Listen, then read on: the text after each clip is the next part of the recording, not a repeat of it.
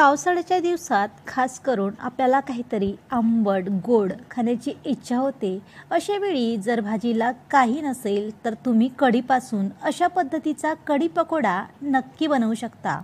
खरं बघितलं तर कढी पकोडा ही भाजी माझी सर्वात जास्त फेवरेट आहे आणि प्रत्येक आठवड्यातून एकदा ही भाजी मी नक्कीच बनवते। म्हणून म्हटलं की चला तुमच्यासोबत सुद्धा शेअर करावं। जर ही भाजी तुम्ही आज माझ्या पद्धतीने बनवली ना तर प्रत्येक वेळी याच पद्धतीने ही भाजी नक्की बनवाल। चला तर मग व्हिडिओला सुरुवात करूया। सर्वात आधी इथे आपण 2 टेबलस्पून बेसन पीठ घेतलं आहे आणि यामध्ये अगदी थोडंसं मीठ घालायचं चवीनुसार आणि छान मिक्स करायचं। यामध्ये आपल्याला थोडं थोडं पाणी टाकून छान असं पातळ बॅटर भिजवून घ्यायचं आहे। बघू शकता इथे आपण 1 टेबलस्पून एवढं पाणी घातलेलं आहे आणि अशा पद्धतीने हे बॅटर छान असं पातळ केलं आहे। ज्या पद्धतीने आपण भज्यांसाठी बॅटर करतो ना त्यापेक्षा थोडंसं हे बॅटर आपल्याला पातळ करायचं आहे। एका मिक्सरच्या पॉटमध्ये मी 3 हिरव्या मिरच्या घातल्या आहे, 5 लसणाच्या पाकळ्या घातल्या आहेत, 1 इंच आलं घातलं आहे आणि छान असं बारीकसर मिक्सरवर फिरून घेतलं आहे। आता याच मिक्सरच्या पॉटमध्ये अर्धा कप दही घातला आहे आणि यामध्ये आपण 1 टेबलस्पून बेसन पीठ घातलं आहे आणि थोडं यामध्ये पाणी घालून घेऊया आणि पुन्हा एकदा मिक्सरवरती छान असं फिरवून घेऊया, म्हणजे बेसन पिठाच्या गाठी होणार नाही आणि छान असं हे बेसन पीठ या दह्यामध्ये मिक्स होईल। तयार झालेलं हे दही आपण एका बाउलमध्ये काढलेलं आहे। कढी पकोडा आहे म्हणून सर्वात आधी आपण पकोडे तयार करणार आहोत। यासाठी कढईमध्ये थोडं तेल गरम होण्यासाठी ठेवलेलं होतं आणि तेल छान असं गरम झाल्यावरती चमच्याच्या मदतीने आपण अशा पद्धतीने पकोडे इथं करून घेत आहोत। हे पकोडे छान असे पातळ करायचे, गोल गरगरीत करण्याची गरज नाही। पकोडे करण्याच्या आधी आपल्याला हे बेसन पीठ 2 मिनटं छान असं फेटून घ्यायचं। फेटल्यानंतर अशा पद्धतीने आपल्याला पकोडे तेलामध्ये तळून घ्यायचे आहे। फार जास्त तेल कढईमध्ये टाकायचं नाही, अतिशय कमी तेलामध्येच आपल्याला हे पकोडे तळून घ्यायचे आहे। बघू शकता अशा पद्धतीने आपण इथे हे पकोडे तयार करून घेतले आहे आणि हेच पकोडे वापरून आपण भाजी बनवणार आहोत। पकोडे तर आता पूर्णपणे रेडी झाले आहेत। आता आपण कढी बनवून घेणार आहोत।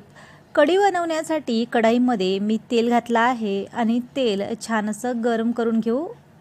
तेल थोडं गरम झालं की यामध्ये आपण मोहरी घातली आहे आणि मोहरी छान अशी तळसून घेऊया। मोहरी छान तळसली आहे, यामध्ये आता जिरे घातलेले आहे, कढीपत्त्याची पानं घातलेली आहे, 1 लाल मिरची घातलेली आहे आणि आलं लसूण हिरवी मिरचीची पेस्टसुद्धा आपण यामध्येच घातली आहे आणि छान अशी ही पेस्ट आपण तेलामध्ये तळसून घेऊया। बघू शकता तेलामध्ये छान अशी पेस्ट आपली तळसल्या गेली आहे। यामध्ये अगदी थोडासा हिंग घालायचा, यामुळे कढीला छान अशी टेस्ट येते, स्किप करायचं नाही। आणि यामध्ये आपण काश्मीरी लाल मिरची पावडर घातलेली आहे आणि ही मिरची पावडर फार जास्त तिखट नसते म्हणून इथे वापरलेली आहे। यामध्ये आपण बेसन मिक्स केलेलं दहीसुद्धा घातलेलं आहे आणि कढी तुम्हाला कितपत पातळ हवी त्यानुसार यामध्ये पाणी कमी जास्त करू शकता।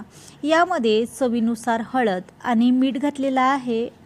आता ही कढी छान अशी आपण उकळून घेऊया। बघू शकता कढीला छान अशी उकळी आलेली आहे। आता ही कढी आपण छान अशी उकळून घेऊया। खरं बघितलं तर ही कढी थोडीशी मी तिखट बनवली आहे, कारण मला थोडीशी ही कढी तिखटच छान वाटते म्हणून।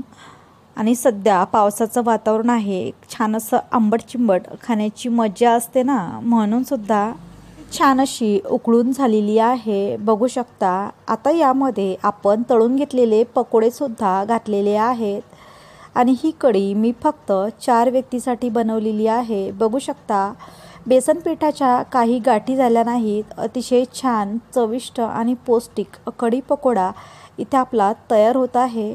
गॅसची पॉवर कमी केलेली आहे। आता आपण कढीवर टाकण्यासाठी तडकासुद्धा बनवून घेऊया। तडक्याशिवाय कढीला वेगळीच चव येते म्हणून तडका नक्की बनवा। तडक्यासाठी इथे एका छोट्याशा तडका पॅनमध्ये तेल घातलं आहे, मोहरी घातली आहे, थोडासा ठेचून घेतलेला लसूण घातला आहे, 4 कढीपत्त्याची पानं घातलेली आहे आणि अगदी थोडीशी यावरती मी काश्मीरी मिरची पावडर टाकणार आहे आणि तयार केलेला हा तडका आपण कढीवरती टाकून घेऊया। हा कढी पकोडा तुम्ही भातासोबतसुद्धा खाऊ शकता किंवा चपातीसोबतसुद्धा खाऊ शकता। भाकरीसोबत खाण्यासाठी तर अतिशय भन्नाट असा हा बेत आहे। याआधी जर तुम्ही कधीच कढी पकोडा बनवला नसेल तर व्हिडिओमध्ये बघितल्यानंतर एकदा अशा पद्धतीचा कढी पकोडा नक्की बनवा। फक्त पहिल्या प्रयत्नात तुम्ही परफेक्ट असा कढी पकोडा बनवणार आहात। आणि हा व्हिडिओ तुम्हाला छान वाटला असेल तर लाईक करा, शेअर करा आणि आपल्या चॅनलला जर तुम्ही अजूनपर्यंत सबस्क्राईब केलं नसेल तर सबस्क्राईब करा।